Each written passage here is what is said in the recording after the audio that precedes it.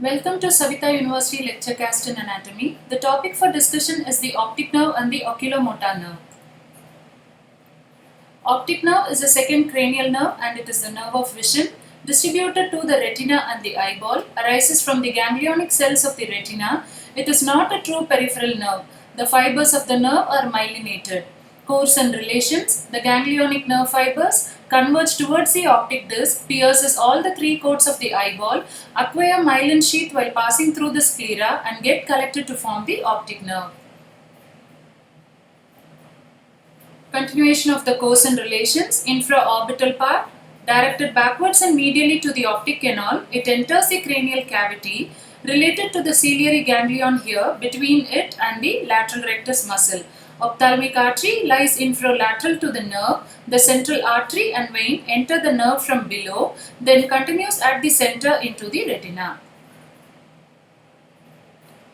Intracranial part runs backward and medially, meets the opposite side fellow to form the optic chiasma. Here the internal carotid artery lies lateral to it.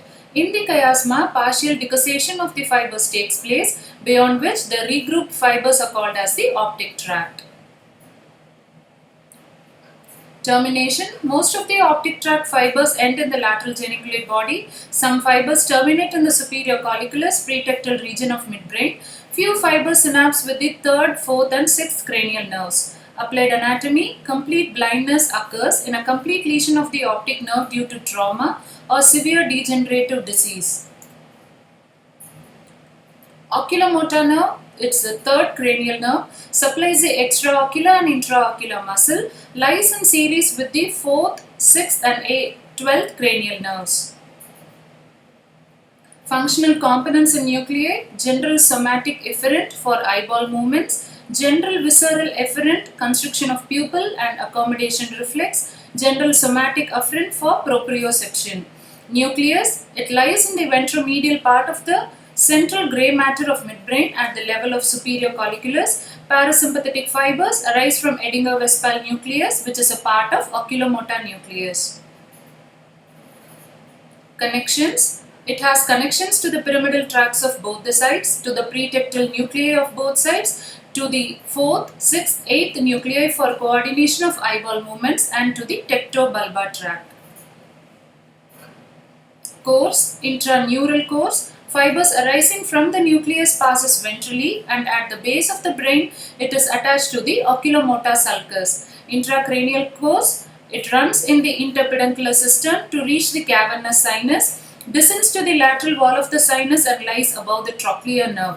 In the orbit, it divides into upper and lower divisions. Enter the orbit through the intermediate part of the superior orbital fissure. Nasociliary nerve lies in between the two divisions and the abducens nerve is inferolateral to it.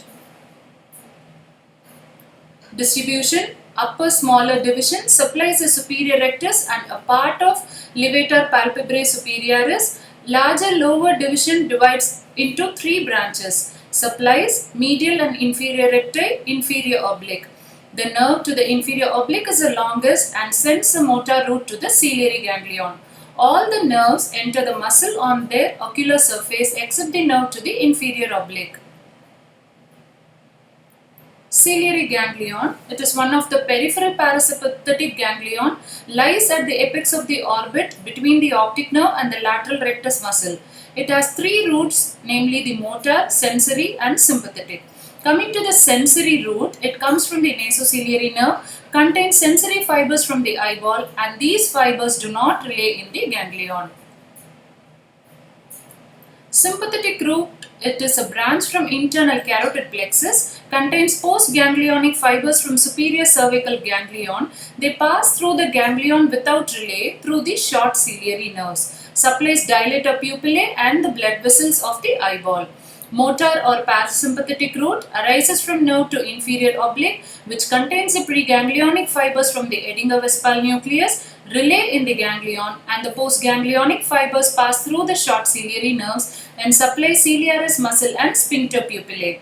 Branches: the ciliary ganglion gives off 8 to 10 short ciliary nerves, which again divide into 15 to 20 branches, pierce the sclera at the entrance of the optic nerve, and they contain fibers from all the three roots.